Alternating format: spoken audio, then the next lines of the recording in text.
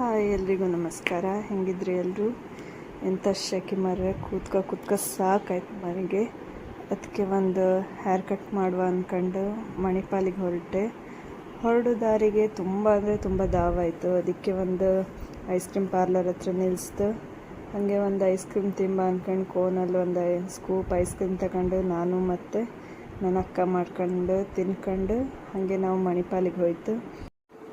ಮಣಿಪಾಲಲ್ಲಿ ಪಾರ್ಲರಿಗೆ ಹೋಗಿ ಫಸ್ಟ್ ನನ್ನ ಹೇರ್ ಹೆಂಗಿದ್ದಿತ್ತು ಅಂಥೇಳಿ ಒಂದು ಸಣ್ಣ ಫೋಟೋ ತೆಕ್ಕೊಂಡು, ಆಮೇಲೆ ಆ ಫೋಟೋದಲ್ಲಿ ಕಾಣ್ತೆ ಹೇರ್ ತುಂಬ ಲಾಂಗ್ ಇದ್ದಿತ್ತು. ಅದಕ್ಕೆ ಅವ್ರ ಹತ್ರ ಹೇಳಿದೆ, ಹೇರನ್ನ ಶಾರ್ಟ್ ಮಾಡೋದು ಬೇಡ, ತುಂಬ ಹಾಗೆ ಲಾಂಗ್ ಇರಲಿ ಅಂದೆ.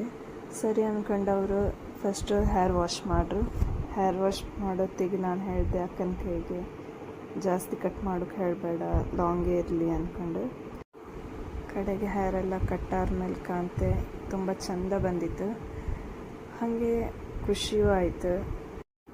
ನಾನು ಮತ್ತು ಯೂಸ್ ಮಾಡೋದು ನನ್ನದೇ own product, hair growth oil. So ಹಾಗೆ ನಾನು ಅದನ್ನೇ ಹಚ್ಕೊಂಡು, ಹಾಗೆ ನಿಮಗೂ ಹೇರ್ ಗ್ರೋತ್ ಆಯ್ಕಾರೆ ನಂಗೆ ಕಾಂಟ್ಯಾಕ್ಟ್ ಮಾಡಿ, ಹಾಗೆ ನಂದು ಹೇರ್ ಸ್ಟೈಲ್ ಹೆಂಗಾಯ್ತು ಅಂಥೇಳಿ ಕಮೆಂಟ್ ಮಾಡಿ, ಹಾಗೆ ಸಪೋರ್ಟ್ ಮಾಡಿ. ಸರಿ, ಬಾಯ್. ನೆಕ್ಸ್ಟ್ ವೀಡಿಯೋದಲ್ಲಿ ಸಿಗುವ.